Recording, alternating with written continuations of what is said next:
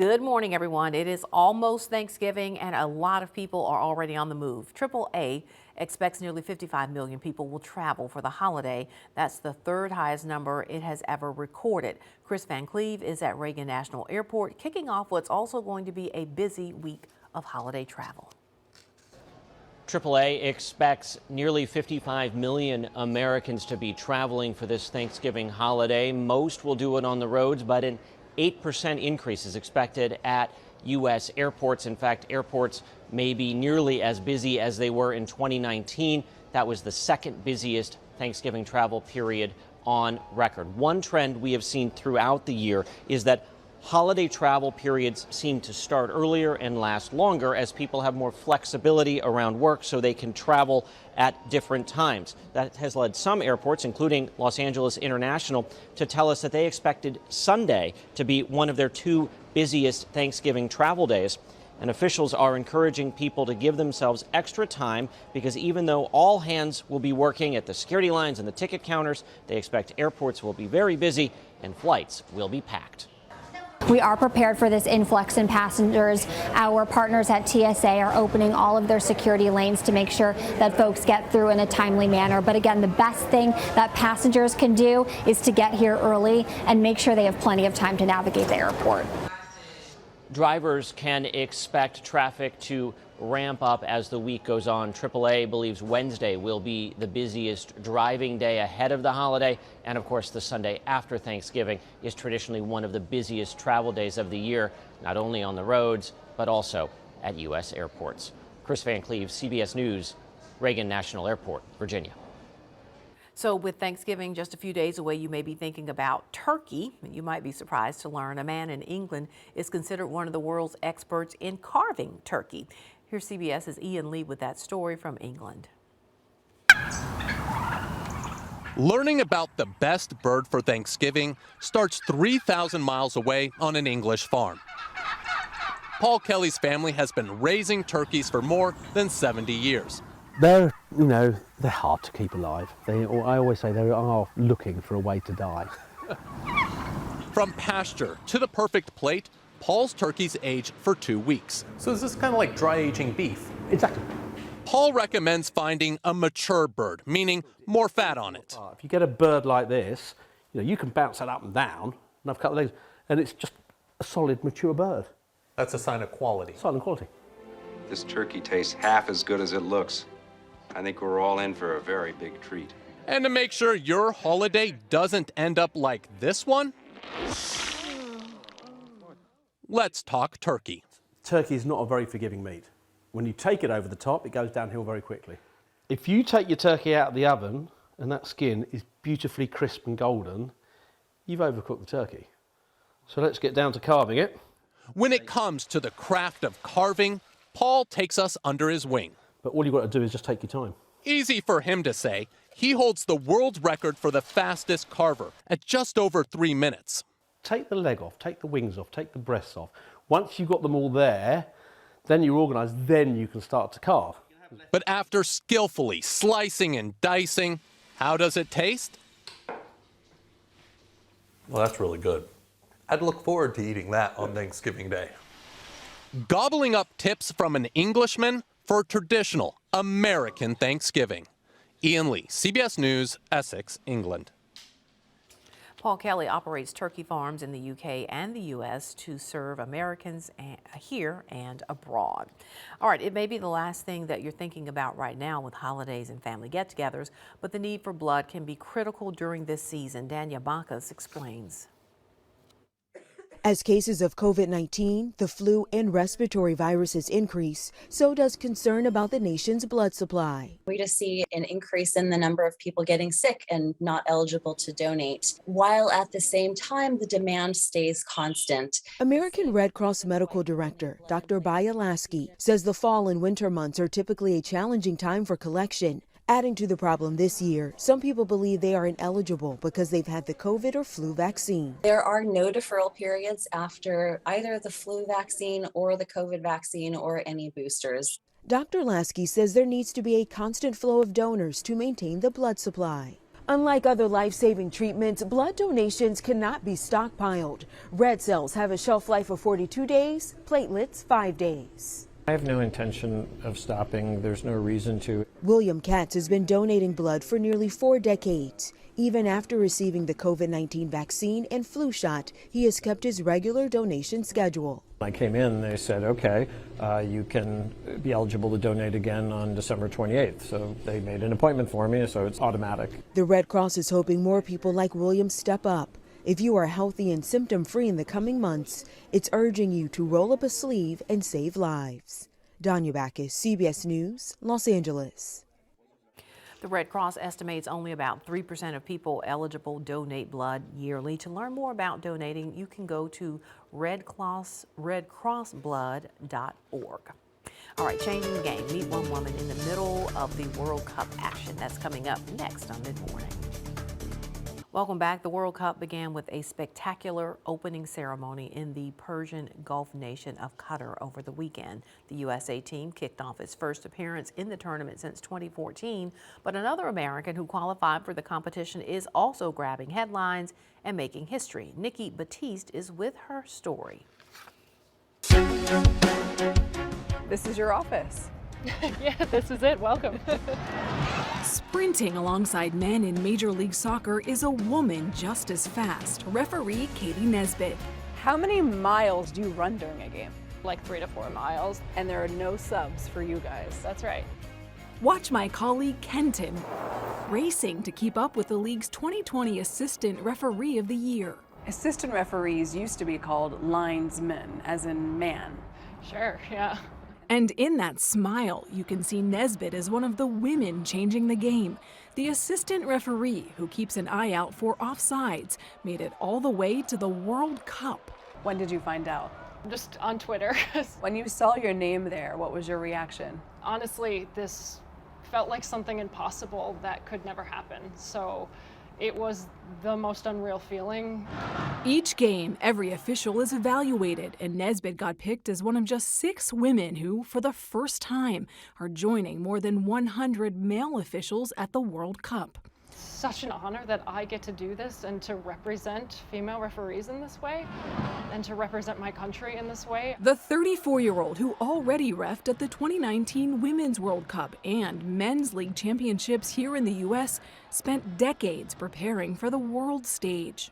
I got involved just by helping out at my brother's soccer games and eventually kind of made it into something I could make money doing. So, when you were 14 and refereeing, did you ever think for a minute this could ever become a career? Not at all. Everybody asks why I stuck with it, and I'm still not really sure sometimes.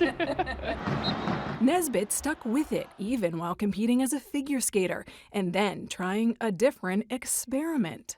I started liking chemistry when I was in high school, and my high school teacher blew something up, and I was like, well, this could work for me. So, Nesbitt earned a PhD studying the brain chemistry of traumatically injured patients and became a chemistry professor at Maryland's Towson University.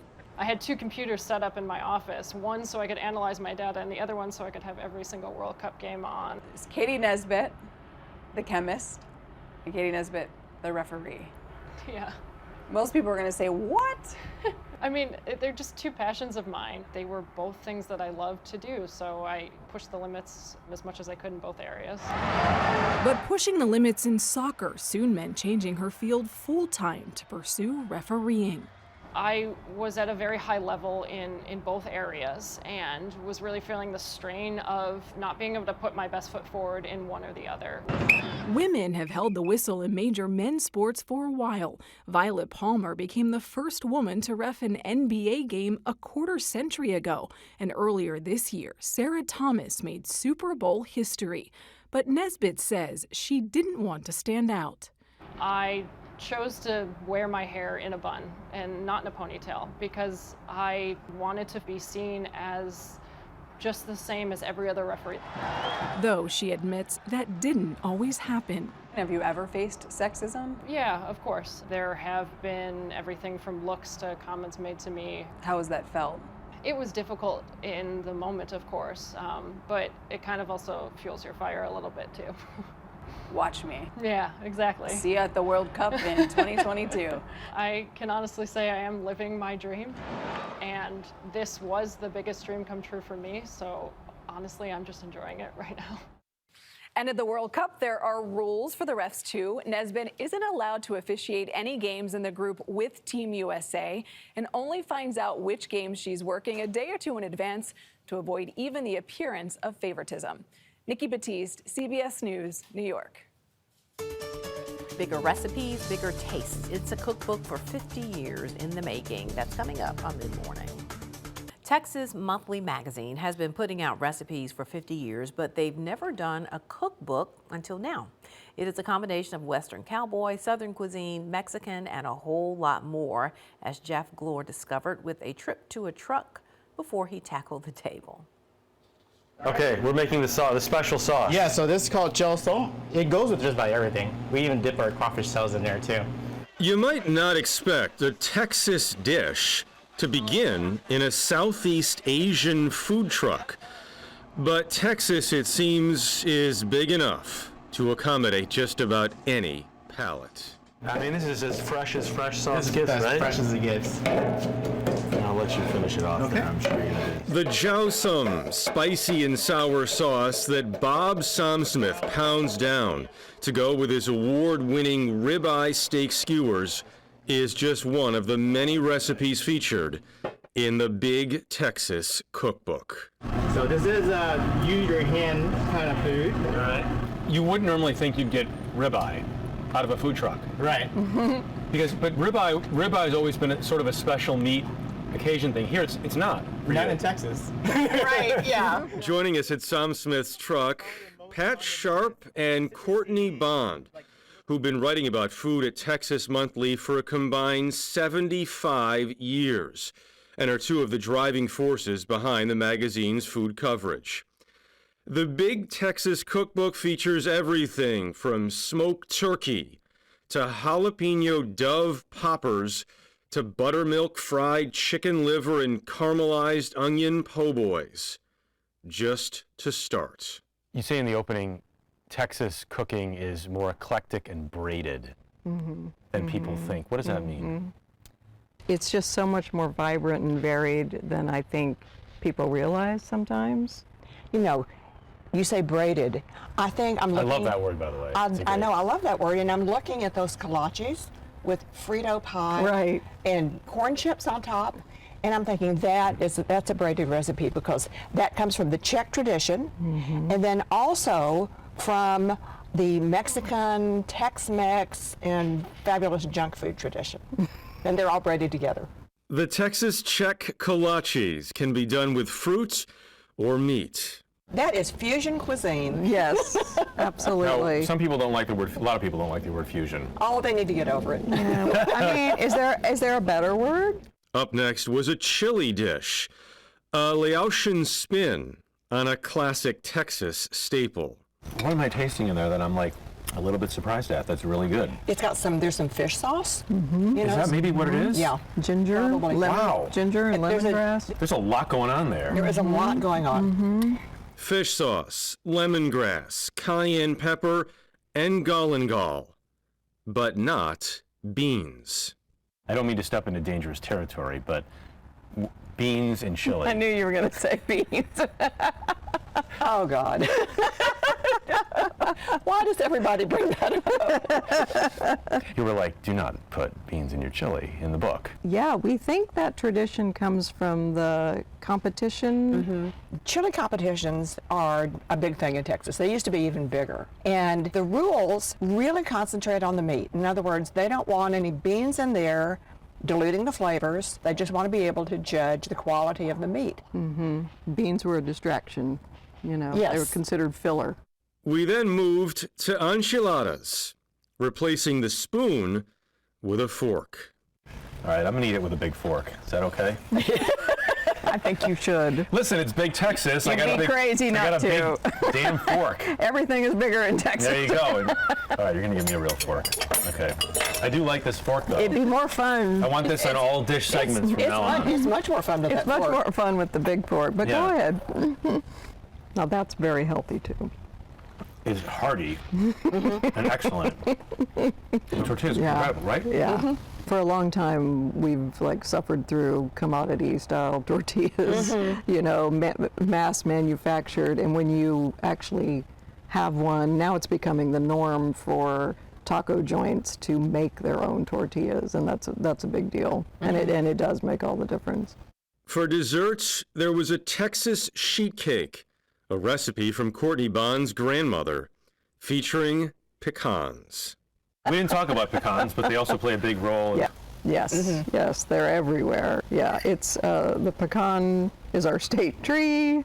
The nut is our state nut. We love them in pralines. We love them in pecan pie, of course. We've got at least 3 recipes in the cookbook that involve pecans.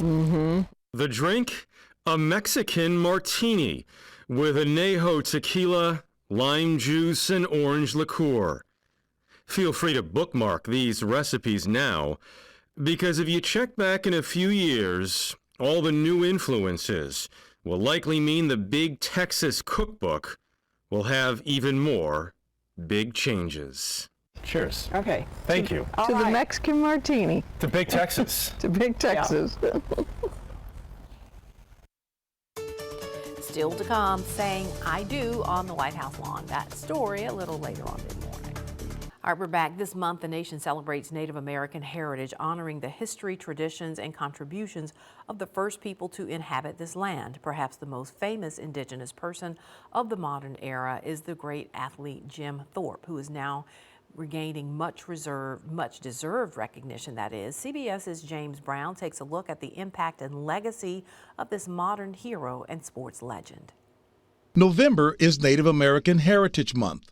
A good moment to focus on Jim Thorpe, perhaps the most famous indigenous person in American history. He was a Sac and Fox tribe member raised in Oklahoma, who became an Olympic hero, a professional baseball player, and a football star. More than a century later, Thorpe remains the pride of the country's oldest community. In 1915 or so, there were only about 250,000 indigenous people in this country left. And in some sense, Jim Thorpe's struggles represent that larger struggle and perseverance of his people. David Marinus is the author of a new biography of Thorpe, published by a division of our parent company, Paramount Global. You know, I would argue that 1912, James Thorpe was the single best year of any athlete ever. He won those 2 gold medals and had a fabulous football season. That year, the Carlisle Indians led all of college football in scoring. One of their 12 victories was especially hard fought. They thumped the Army team at West Point. Dwight David Eisenhower playing linebacker. Thorpe ran over him, knocked him out of the game. Just as his star began to rise again, Thorpe became bogged down in scandal. This was at a time when hundreds of college athletes were playing minor league baseball under aliases. Dwight Eisenhower, again, played in the Kansas State League under the name Wilson. But Jim Thorpe played under the name Jim Thorpe. He never tried to hide it, and he suffered for it when others didn't. And I think that was partly due to racism at that point. Thorpe's gold medals were stripped by the International Olympic Committee in 1913 after he was deemed a professional athlete by the Amateur Athletic Union. In 1982, his records were partially reinstated, but it wasn't until this year that he was fully restored as champion. The reversal came with renewed attention on the government-funded Indian residential school systems in the U.S. and Canada. He was world famous at a time when very few American athletes were. He was the Muhammad Ali of his era before there could be such a thing. James Brown, CBS News, Washington. All right, picking a venue for a wedding is a really big deal. From church weddings to all-in-one inclusive spots, location is important to brides and grooms. And then there is one spot where a few lucky couples have said, I do. Natalie Brand has that story. It's an exclusive club in history dating back to 1812. Only 19 White House weddings hosted by the president and first lady, 10 of them for presidential children. Tricia Nixon and Edward Cox's ceremony was recorded for the American public to see. The Rose Garden, their backdrop, complete with a 12-foot gazebo. Planning is extraordinary, as with any White House event. Stuart McLaurin, the president of the White House Historical Association, says he still has the 3-ring binder used to plan the Nixon wedding in 1971. You see the erased names and moving around if everyone was seated. You see the menu planning and the recipes for the extraordinary cake. The 6-tiered cake towered nearly 7 feet, nicknamed Washington's newest monument. A few years earlier, Linda Bird Johnson's marriage to Marine Captain Charles Robb included a saber arch in the East Room. His sword used to slice through their 250-pound pound cake. Tradition mixed with personal touch. On occasions like a wedding at the White House, we are reminded that the White House is not just the office to the president and his staff, but it's the home to a family. But a first family's wedding captures the interest of the public and the press. The 1906 nuptials of President Teddy Roosevelt's daughter, nicknamed Princess Alice, dominated the news cycle. It's kind of the American version of a royal wedding. It is. In fact, the first celebrity wedding, if you will, in our country took place with Alice Roosevelt in the beginning of the 20th century. This was the gown worn by President Monroe's daughter, Mariah Hester, in 1820. A 1966 CBS special looked at some of the gowns worn by White House brides. Only one president, Grover Cleveland, exchanged his vows at the Executive Mansion inside the Blue Room in 1886. Naomi Biden is the first presidential granddaughter to say her I do's at 1600 Pennsylvania Avenue and the first to use the South Lawn, cementing her place in White House history. Natalie Brandt, CBS News, Washington. And we'll be right back to wrap things up. Stay with us. All right, stay connected with us. We'd love to hear from you. We'll see you back here tomorrow.